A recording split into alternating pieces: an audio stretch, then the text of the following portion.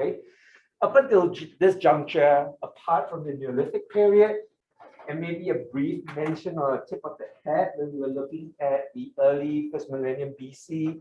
Remember, I mentioned that, in the Korean Peninsula, there were some similar developments that were occurring, right? In terms of state formational processes, the adoption of iron technology and so on and so forth, that the Koreans had the same experience. The Bronze Age as well was relatively similar to what China was experiencing, even though the Japanese archipelago was not experiencing that trajectory. But by next week, when we look at the first millennium AD, all of that is going to change, right? The whole so-called, what we would call a sinosphere, a regional sort of cultural sphere, begins to emerge, okay? And the reason for that is because all the culmination of everything that's going on in China up to this juncture, including the 3rd century BC, comes to a head in East Asia. All right, and that is pretty much what defines the notion of the cultural sphere in the region in the first millennium. So that's part of the reason why today's class, at least in terms of the lecture, is pretty important, okay? A couple of things, obviously, just as a sort of recap. A couple of things have been happening by this point of the second half of the first millennium BC. So by the early first millennium BC, you already had the articulation of what is a polity, which is a territory with its people, and then the people within that land or that space, part of what the rulers would consider his citizens, right, or his people, all right? And everybody who was outside of that space were understood as not his people, belonging to somebody else. There was also a secondary definition, because we talked about barbarians and so on and so forth, okay, of who were considered people of the realm. And then in this case was a term that was utilized by the first millennium BC that was known as Huaxia. That's right. Hua meaning the wall. Anybody who lived within the wall, okay, or the realm was considered somebody who belonged to that cultural sphere. And anybody who was outside were considered non-Huaxia people or non-Huaxia states. Okay, so if you're Mongolian, for example, in Central Asian steppes, you were considered outside, right, of the realm. Okay, so there was a definition, at least, or at least some sort of an understanding of what was considered people of the realm. It was to a large extent articulated culturally, some kind of a shared language. You're part of an administration. Your economy or your economic activities are part of a state that belonged to that space. And so I think you had that idea of what we would call proto-Chinese-ness, right? Or proto-Chinese, okay? Developing by the first millennium BC under the Zhou dynasty. Obviously, the Shang did a little bit of their work, but it was during the Zhou period that this really emerged. By the time you get to the Warring States period, you had some more developments of that. Those sorts of developments that we were looking at in the early first millennium BC sort of deepened substantially. You had the polity becoming really a state. The ruler was no longer just a fief lord or a prince, but really somebody who was like a king, all right, an actual ruler, okay? And you had changes in administration. No longer were you looking at the kind of Shang exploitative kind of economic system. Even in the early Zhou, while redistributive economy was being developed, it wasn't as well articulated. But by the 5th century BC, all of that changed. You had a large bureaucracy administrating a state. You had officials who worked in the bureaucracy, and so they were salaried people, right? You no longer necessarily gave land anymore to these people, but instead they were paid by the central administration. And so they became your client, and you as a ruler and the bureaucracy became the patron, okay? Taxation began to occur, not only obviously as in the Shang period, when there was a funeral that needed to be, sort of filled, and you needed all these resources, but taxation because of the size of the bureaucratic administration, the size of the military, and all the management works that you needed to ensure occurred, including things like land management and all that sort of thing. led to a system of taxation that developed by the 5th century BC. Okay. And finally, manpower mobilization was utilized by the state to great effect, right? Not just for military conscription, but also for economic production, infrastructural building projects, the list goes on. All right. This is really, we're really looking at what is known as a totalitarian state by the 5th century BC. Okay. The level that was not really quite seen before. Along with that, then you also had what we could see as developments of administrative knowledge, right? So the literature that was produced during this period of time, you have very practical documents that were developed, right, about really practical stuff, okay? So technocratic issues such as geography. So the Shui Jingzhu, for example, the treatise on waterways, really is about hydrology, right? How do you manage the flow of water so that not only can you irrigate fields, but also you can ensure, right, large-scale transportation system by barges, right, was able to be developed and maintained, right, and sustained over substantial space, substantial distances, but also over time, okay?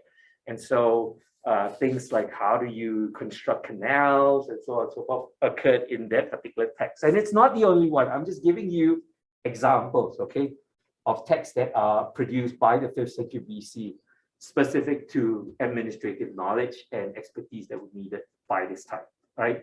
Foreign policy and diplomacy, for example, under the 战国志, the treaties of the warring states. And really it's just a series of historical narratives, but it was utilized as a basis upon which the study of diplomacy between states, right, was undertaken, okay? So the story about two different states fighting, for example, and how they ultimately ended the military conflict and came to a resolution, that became the case study, for example, for scholars of diplomacy, okay?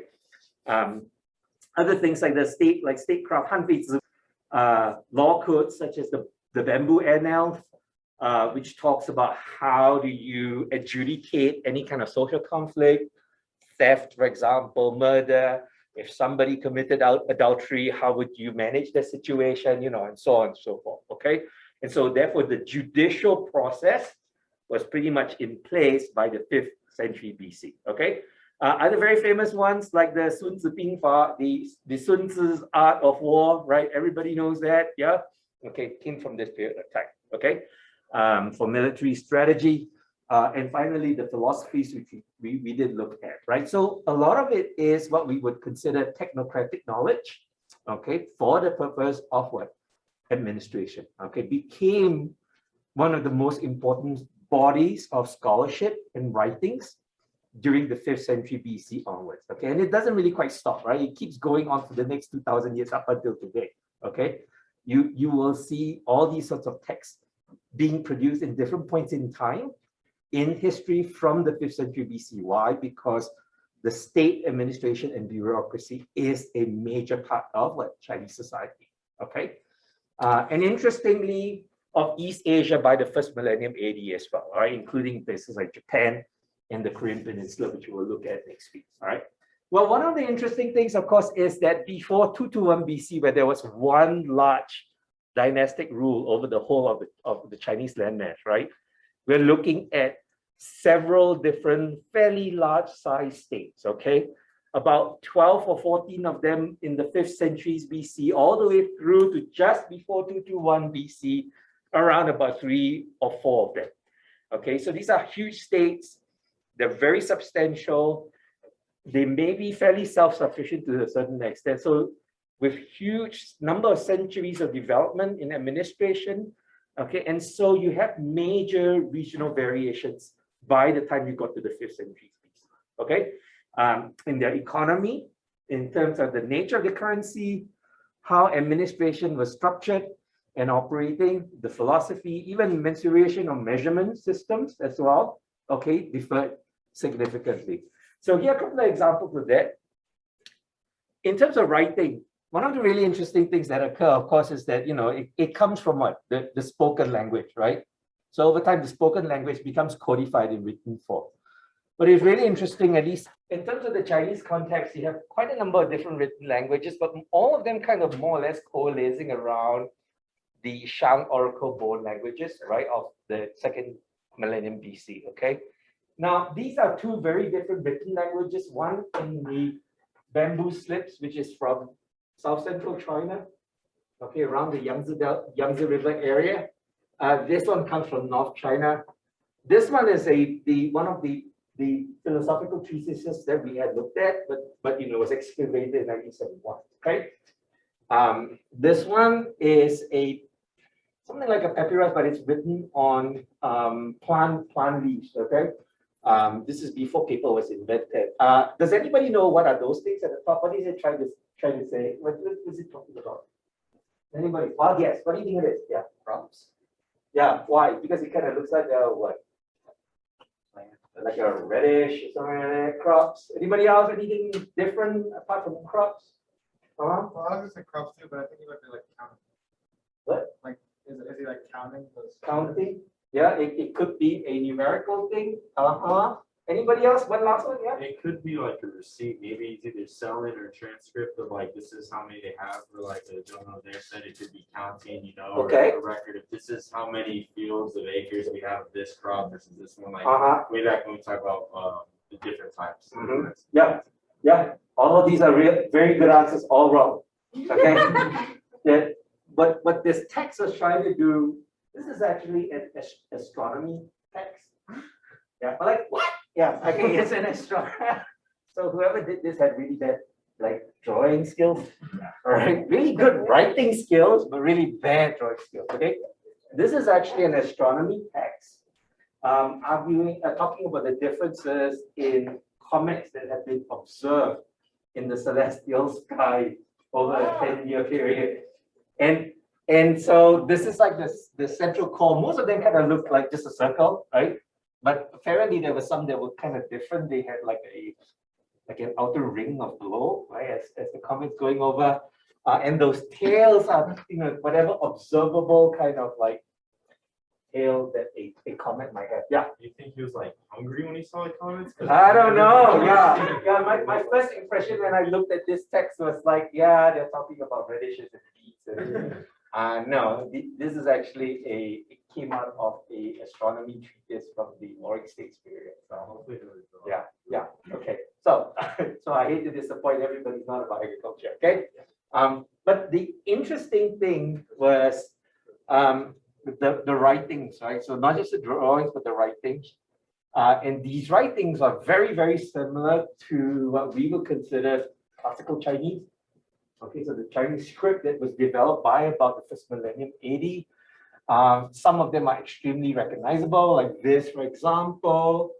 This, for example, means no, right? So it means the first, okay, and so on and so forth. Whereas this script, it looks like Proto-Chinese, but if you look at how it's written, it's extremely different in terms of its script shape to this one, okay?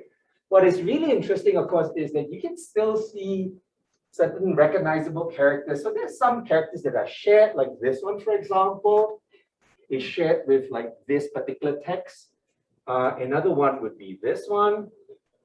So what is interesting is you have regional variations, but because the root is the same, right? The oracle bone inscriptions, right? Some of these basic characters actually resemble each other, okay? So here's a problem, obviously, because between different states, you have different texts. There's substantial regional variation. So if you're moving towards a trajectory of unitary consolidation of the state, language becomes one of the major challenges that you actually have to overcome, right? These regional variations and dialects in languages. Another one, of course, is currency. And so traditionally, we would see this as the Chinese coin, right? The round coin with a square hole in them, okay? Copper currency, but obviously in the Warring States period, there were a number of different kinds of currencies that were cast, okay? The unifying factor is that copper was the metal of value, right? That was utilized in the alloy for the casting of these coins, all right? But the problem obviously was not only were each of these coins weighing differently, so the intrinsic value would be different because of the amount of copper that is utilized, but as a unit of account, each of these currencies also were different, okay? So an apple, for example, could be costing you 3 of these coins, or maybe only 1 of this, or something like that, okay? And they're not necessarily what we would call inter-exchangeable, all right? There really was not an exchange rate, okay? These were all self-contained currency systems. Yeah. Why does the one on the right look like a razor? This? Yeah. I don't know. Somebody just thought it was a good idea to cast it in Did this they shape. keep them on like a string? Yeah, so when you see holes, usually what happens is they would string them together. And so it's like, this is one coin, but you also have strings of say like 100, strings of 1,000, right? And so those were the kind of like large denominations that they calculate with it. Okay, yeah. But again, I don't know why anybody thought it was a good idea to have them in this shape, or even this. This really looks very archaic. Yeah, this came from the kingdom of Chu down in the south. So it's just really interesting how different things. My suspicion is that the one at the top was mimicking cowrie shells. I mean, as a possibility that could have been, it was utilized in the Neolithic period as some kind of a currency of value. And so therefore this could be a possible sort of like mimicking of that, right? But in copper. Yeah. Is the script just like denoting like who the ruler was or where? Yeah, so usually all it means is like if you have a script there, and there's some script here, but it's too degraded to see. Usually just means like one whatever the coin term would be utilized. Yeah. So and that's really all it says. This is the pre-dynastic period where they would not utilize the regnal dates or the regnal names as part of the minting process. That only happens in the Han Dynasty. So, which I'll show you a picture later on. Okay. So, but that's a good question. Any other questions, anybody so far? So the idea of regional variations, I think quite substantial. In the 5th century BC onwards, all of these states were very powerful and had all of these trappings of the state that we would expect, right? Currency systems, administrations, laws, languages, and so on and so forth. So what ends up happening in China from about the 4th century BC onwards is that you get this progressive move towards a unitary or singular state in China. Okay, the consolidation process does not stop and in fact comes to an endpoint, which is the one dynastic house, okay, ruling over almost all of China. So by the 4th century BC, you have 4 major states in China listed up there. And by the 3rd century BC, the kingdom of Jin is carved up by 2 other rivals up in the north. And then the kingdom of Qin and the kingdom of Qi managed to declare themselves as august rulers up in the north part of China, okay, the North Chinese Way. In 247, somebody by the name of Yin Zheng ascends the throne of the Qin kingdom, Qin, all right, not Qing, all right, it's Qin, okay, all right, just in case you're wondering how it's pronounced, Q in Hanyu pinyin is t, right, not ch as in ch, but t, okay, so Qin, the state of Qin, you have this guy who ascends the throne in 247, conquers the state of Chu in 223 BC down in the south. And then the state of Qi is defeated by him and his military armies in 221 BC, at which point the Qin dynasty is declared. And so then becomes the first so-called dynastic rule over all of China, okay? This is the map, basically. So the north gets consolidated between this and this kingdom, all right? They basically enlarge and encroach on everybody else and absorb all of that, okay? Over a series of decades. And then Qin ultimately defeats Chu in 223 BC, thereby consolidating almost 2/3 of the Chinese landmass, okay? And then ultimately defeats the kingdom of Qi up there in 221 BC, okay? And so the map kind of looks like that in 221 BC, okay? So for those of you who can still remember your map quiz, if you think of the Han Dynasty, right, or China, okay? It's not quite as big as those different dynastic, sort of, states. But in terms of the history of Northeast Asia, this is the first time that you have a supersized state basically plugged right in this geographical space. Okay, it's pretty large. Does anybody know what the heck's going on here? I will. always not orange, you know. Yeah. There was another kingdom that was really powerful that was located here. For some reason, the Qin dynasty was not able to overcome that kingdom, and that's the reason why it's gray. Okay. It's only in the Han dynasty in about I think the 1st century BC that space got absorbed into the Han dynasty, but that's the next dynastic period, of which you don't have to worry about. Okay. So the key thing here though is that here we're looking at a state that's really huge, that's traversing two major ecological zones or climatic zones, the north and the south, right? All the major riverine systems are going from what? The east to the west, or rather from the west to the east, as you know from your map quiz, right? The flow of the water and all that. So then the major challenge would be, how do you get what is effectively the subtropical region that is bounded primarily by the Yangtze River Delta to be integrated with the north, which is a very different ecological zone, fairly different people, and so on and so forth, and again, bounded by the Yellow River. Okay, so those are major challenges that you would have to think about in terms of administration and transportation, so on and so forth. So in 221 BC, once most of China is consolidated under a single political rule or political house, the Qin dynasty institutes the bureaucracy or bureaucratic structure that would allow for it to be able to administer the realm, right? And so the emperor is at the top of the apex of the bureaucracy of the state, and he is supported or advised by 3 counselors, okay? In turn, the 3 counselors, each of them are responsible for 3 different ministries, so it's divided into 3. So you have 9 ministries in total. The Imperial Guard, the Imperial Palace Security, Imperial Transportation. Notice there's one entire counselor with 3 ministers, all for the service of who? The Emperor, okay?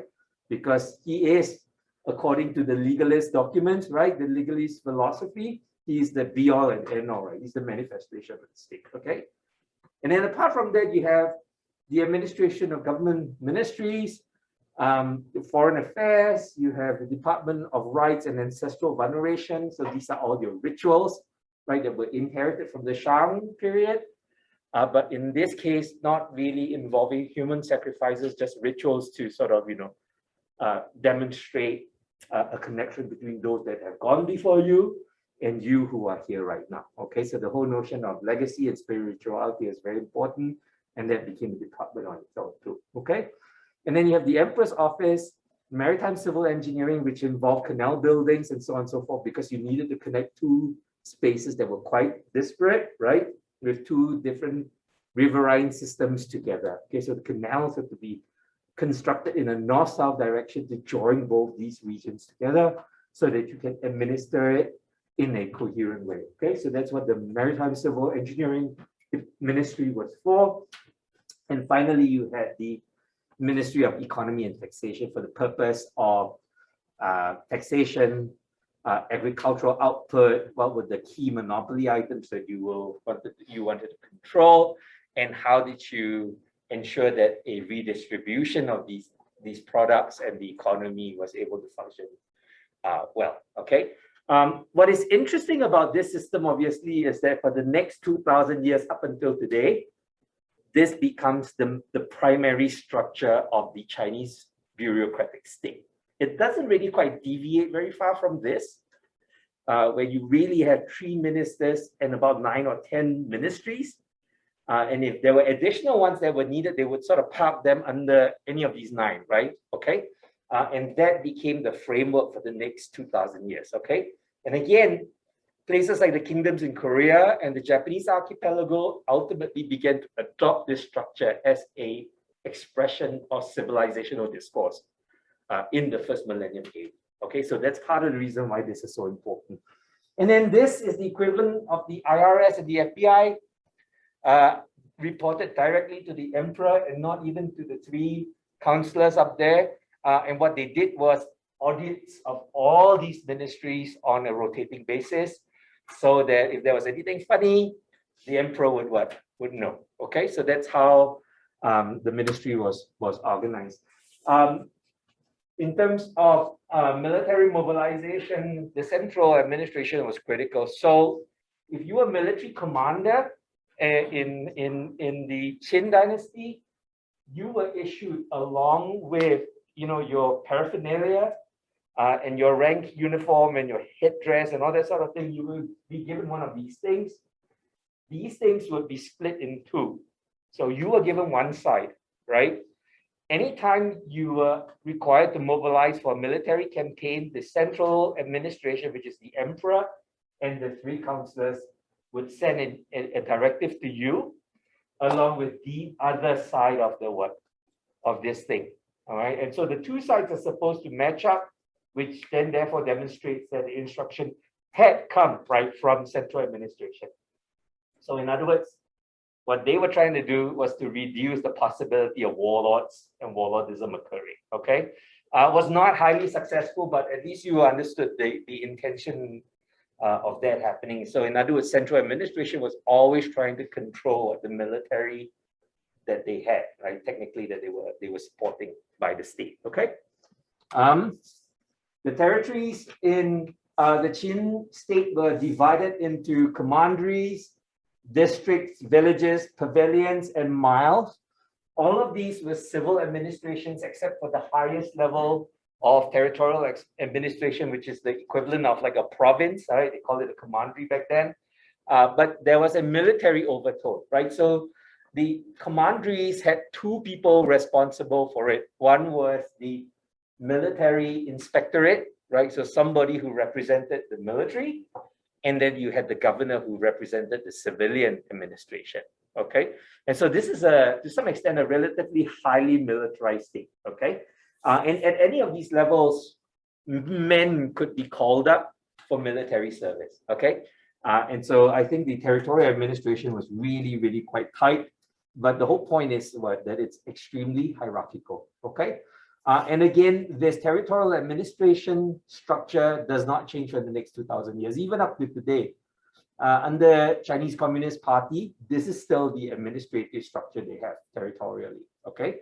You have the province replacing obviously the commandery, but everything from the district down to even the pavilion and the mall is what they have right now in China. So there's a certain lastability in some of these administrative structures that were instituted by 221 BC over the whole of China, right? The currency that was ultimately adopted was the Qin currency, obviously. It was easy to cast, it was round, highly portable, had a hole in the middle so you could string it up, and they were collated in multiples of 100 and 1,000, and that became essentially the currency system, as well as the accounting system for the state of Qin. Again, it goes on all the way till the end of the 19th century. So that's the very first coin. And what it says is half of a liang meaning like the unit of the currency that you're thinking about, okay? So half of that one is like a 50 cents. Think of it as 50 cents, right? Half of a dollar, okay? So after the Qin dynasty collapses in 206, guess what? The next succeeding dynasty, which is the Han dynasty, decides that what? It's going to continue to utilize the same kind of coin shape, the weight, exact same weight, except that now it's being minted under the Han dynasty, right? 206 BC to 220 AD, 400-year period, continues during the interregnum from about 220 AD all the way through to the Tang dynasty. Where's the Tang dynasty? I think this is the one, right? Which is about 715 AD. So for 500 years, a whole bunch of kingdoms that continued to mint the same kind of coins in the same way, with the same weight, and so on and so forth, until China gets consolidated again under a single dynastic rule in the 7th century. In the 10th century, when the Tang dynasty is eradicated by a rival dynastic house, in 960, guess what? They continue to what?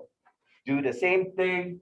And then when the Mongols show up, okay, in China in 1278 AD, guess what? They do the exact same thing as well. All right. And all of that does not change all the way through to the 19th century.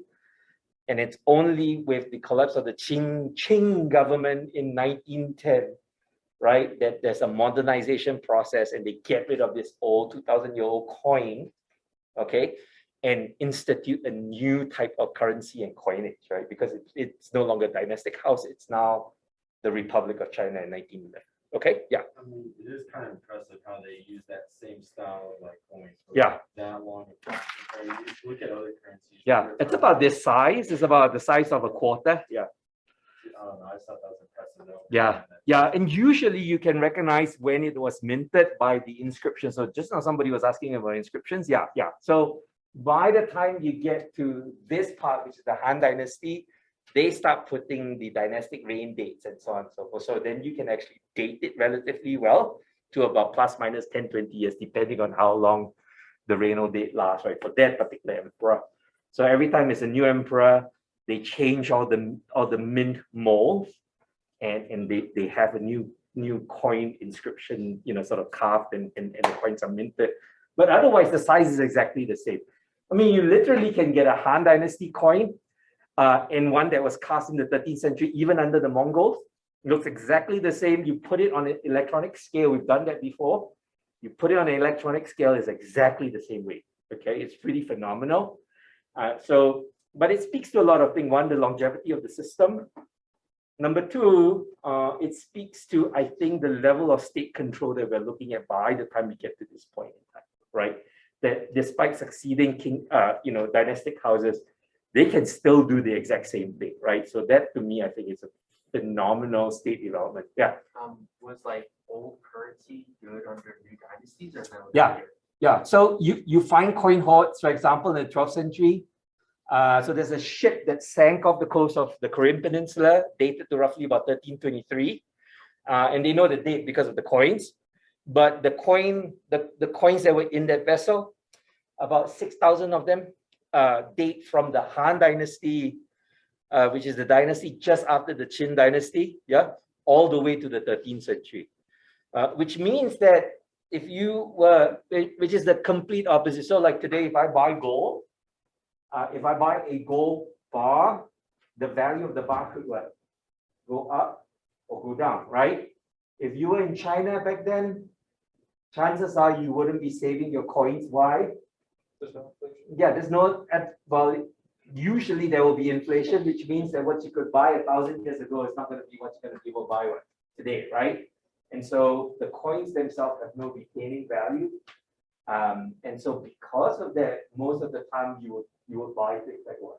You buy land, because land had an appreciation value, right? Okay, you allow it. So rich families through Chinese history, and this is an aside, rich families would always use whatever spare cash they have to buy land, right? Because land ultimately held value as opposed to what? The money itself. Okay. So yeah. So I mean, if you kept money, it didn't work very well, because a 1,000-year-old coin would still be the one coin in the 13th century, right? Compared to the past. But anyway, just illustrating to you, I think like how complete, right, this consolidation process was. Regionalism was really sort of not that it died, but in terms of what state administrative processes, including things like fiscal issues and all that, right, you had a really, really tight control, okay? Even measurement systems or mensuration, for example, weights were completely redone, okay, under the Qin Dynasty. So weights were all in multiples of 4, which is an interesting number. I don't know who came up with the system. Like arbitrarily, you just decided that you will have multiples of what? 4, right? Okay. Just like today, 16 ounces equals what?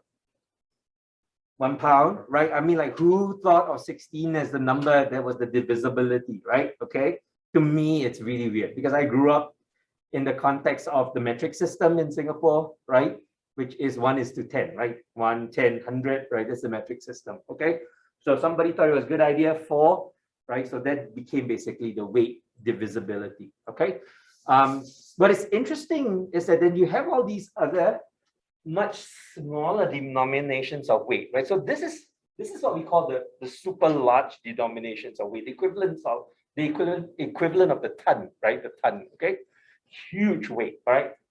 It's in divisibilities of 4, very rational. But you notice that these sets of weights that are much smaller than the the third level divisibility, right, in terms of large scale weight, are weird, right? So like 30 of this, one of this is constituted by 30 of this, one of this is constituted by 16 of this. There's no what? There's no logic to it, okay? So what does this suggest to you? Does anybody know, as opposed to that one up there? Why is there such a big difference? Why aren't these divisible by 4? Why are they divisible by these weird numbers? And that one is all divisible by 4. Anybody? What kinds of different scenarios would you have where these weight systems look this way and that one looks that way? Is there more of a spectrum of the second column there just because it's more used? So it could be this is more everyday life. So it could be localized weight systems, right? Yeah, yeah. So both of you are correct in that these lower weight systems were inherited practices, right, from before 221 BC and the consolidation of the large state, right? And so depending on your market situation locally, these would be the ones that would be utilized for your day-to-day transactions in the marketplace. Those ones are different because those ones are state-level administrative weight systems, right? And that usually pertains to things like taxation, right? Large movement of bulk goods, for example. Okay, and so that one has to be rationalized so that it's easy for the administration to calculate and account for, whereas this one is sort of what we call localized practice. Okay, so that's the reason why there's two different things. Now, what's important here, obviously, is not that the state was so pervasive that even these local practices disappear, but instead it's a state-level administrative structure that is imposed on what? Local practices. Okay. So the local practices don't disappear, but in terms of state administration, you have a rationalized system. Same thing as well for volume, mainly because of grain measure, you have to determine the volume of grain and then how it's going to be redistributed throughout the whole of China under the Qin dynasty. Okay. And so that pertains to the control of agricultural land as well and its output. Okay. So you can tell from these things what was important to the state. So the state is not interested in your vegetables, right? Your radishes, okay? Right? What the state is interested is in your grain and rice production, your iron production, your salt production, you know, things that are important, copper and so on and so forth, right? Large volumes. So those will be the ones that are measured in there, okay? And these are the things. So in order for everybody to know what, like, you know, one of these weights are, guess what? The imperial foundry would have to cast, right? That weight. This is one of these units, for example, right? This is the thing to be utilized.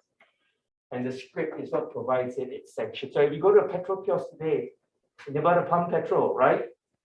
There is a sticker on it. Does anybody know that? There's a sticker on it. And it says verified to be correct, right? The volumetric in terms of the amount of petrol that comes out is verified by the state, by the county auditor. Yeah, okay. So next time you go fill up petrol, have a look at that. When you go to Fry's or you go to like Safeway, and you're using the weighing machine at the vegetable section, look at the back. It is verified by some kind of an official, whatever office, that the weight is correct. That, you know, Safeway is not fibbing, right? So that they can, you know, make extra money from you. That's essentially the same thing, right? So these are all issued by the central administration, okay, for these sort of measurations. At the macro level, socially, two things were happening. One was that the articulation of who belonged in the Chinese state became one of the most important things in 221 BC, okay? So the Great Wall of China, okay? It's great, and what's the wall for? Does anybody know? What? Keep out the people. Yeah. Okay. Has anybody seen like a ladder before? Yeah. You can climb those things. Okay. So I mean, as much as it is to keep people out, ostensibly, I mean, it's not exactly a barrier that you cannot surmount. All right. And in fact, invading armies have surmounted this wall, right, over the last 2 millennia. Yeah. Isn't it like, from what I'm saying, it's not like obviously you think walls keep you out, but I see it more as like a delay and barrier to like contact the back to like as far homeland as you can prepare an army. Like it's basically like there's Mongols coming, we Uh-huh. can hold it right here, but you need to get an army ready. Okay, that's a possibility. Yeah, so it's just kind of like a deterring barrier that buys you some time, maybe. Yeah. Especially because the Mongols like to fight on horseback too. Mhm. That'd be hard to get horses past there. Okay, so okay, I wanna like debunk the entire theory about the fact that the wall kept the Mongols out. Okay, it did not. Okay, if you look at the last two millennia of Chinese history, we actually have at least 6 dynasties that were not from China. So I think that has to be understood. That it's not really the case, nor does it really effectively delay, right, an invasion. What it is, it's a physical marker in the ground, right? That within the wall. Remember the term huaxia I was talking about, in the first couple of slides just now, right? Anybody who resides within the wall is part of the Chinese realm, right? Okay, and anybody who is outside of the wall, therefore, is not of the Chinese realm. So this is actually an important nationalism articulation, right? That now that we have one dynastic house, okay, here is the physical line that demarcates, right, that which is us and that which is not which is not us. Okay.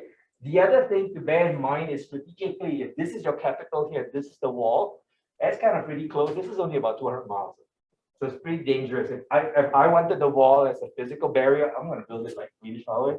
Okay. But it's located really close to the wall. And I think part of that argument really is the development of the sense of what it meant to be like Chinese, right, under the Qin dynasty. Okay, so this is a macro level articulation. But at a micro level as well, you have all these different administrative cities being developed across the map in China by 221 BC, right? And all of these cities have to look like that. Okay. I kid you not, if you went into Google, like Google Earth today, and look at some of these old cities on the satellite image, they all look basically like that, a square. 3 main thoroughfares going this way, and this way, in an east-west direction, and then 3 other thoroughfares going in a north-south direction. Each of them are essentially marked by watchtowers that allow you in through the city wall. Okay, and each of these streets are about the length of an axle, okay, of a cart. So you standardize the axle of a cart, right? And what you do is then you standardize the width of the road. And then you have 3 of these going in a north, south, and east-west direction. Every major administrative city looks like that. How many of you have been abroad? How many of you have gone to a US embassy abroad? Has anybody been in a US embassy? So next time you go, I'll encourage you to have a look at the US embassies. Okay, most US embassies kind of look the same. All right. The moment you enter the gate into the compound of a US embassy, it does not matter which side of the road everybody was driving before you got into the compound. Suddenly you're on the right side of the road, as opposed to the wrong side of the road. Okay, so it's really interesting. All right, and the buildings all kind of look the same. Okay, why? Because you're projecting an image, right? You're projecting the power of the state. Okay, it's the same thing as well. So if you have cities that more or less look the same, the moment you arrive at an administrative center, what are you looking at? You're looking at the physical manifestation of the state. Okay, and that's basically a visual articulation of state power. Okay. Now, why is all of this important? Because in the first millennium AD, we see that happening in the Korean Peninsula, and we see that happening in Japan. Okay. 2 other things before we wrap up this class lecture. The first was the standardization of administrative language. So remember this, right? Everybody thought it was beetroots and radishes and I don't know what else. Yeah. And the reason for that was because why did you think that there was a beet up there or radish? Apart from the fact that it was bad drawing. The stem. Imagine that all of this was in English. Would you have then thought that there was a beetroot up there? No, right? So the reason why you didn't understand it was not a beetroot up there is because you could not read the word. Right.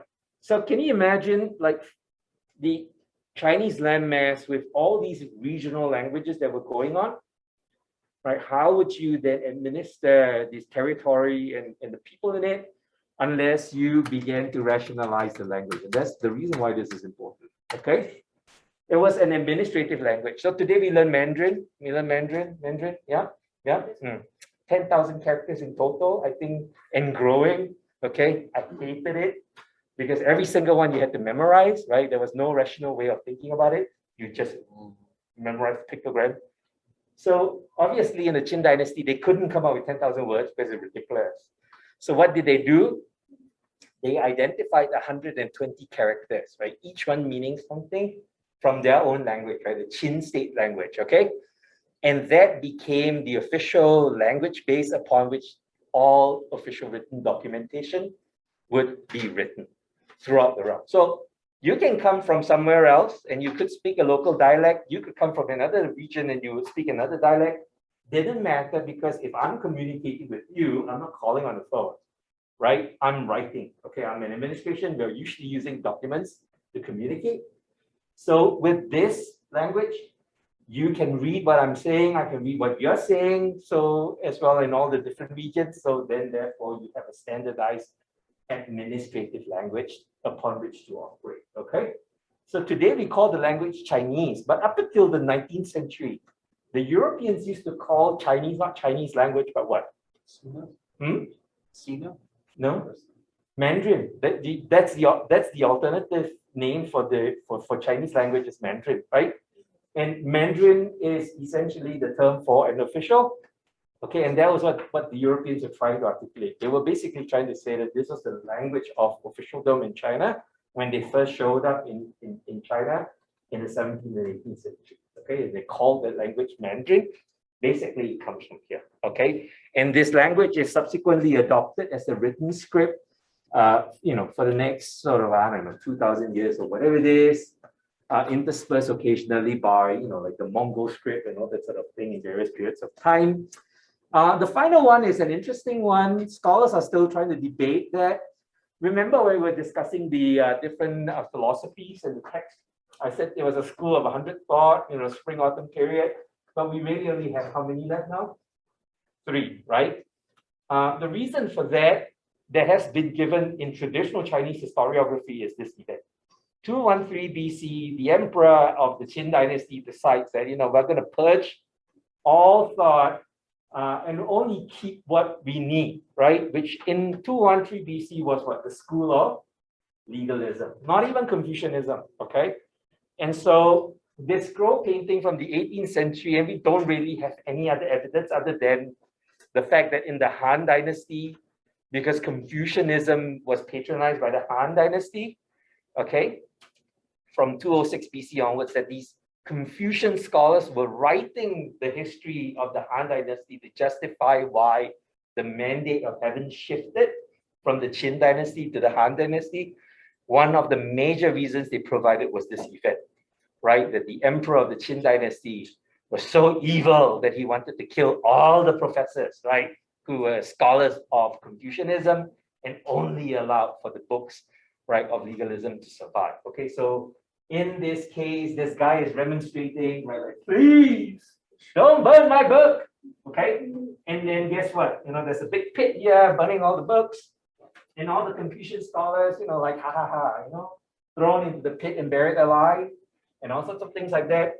So there may be some truth to it, because as I had mentioned in the context of archaeology, right, the inherited text, right, of the philosophers were ones that we always thought was true, but apparently had been what? Rewritten sometime after, right, the schools of thought were developed, okay? And that could be the result of this event, okay? The other thing that's really interesting, of course, is that it's not the first time that this has happened in the East Asian context. This is a picture that was taken in the Cultural Revolution from 1967 to 1976 in China, where Mao Zedong was effectively trying to get society to press the reset button in China to eradicate all memories of the past and to rebuild, right, society, okay, in China as a socialist state.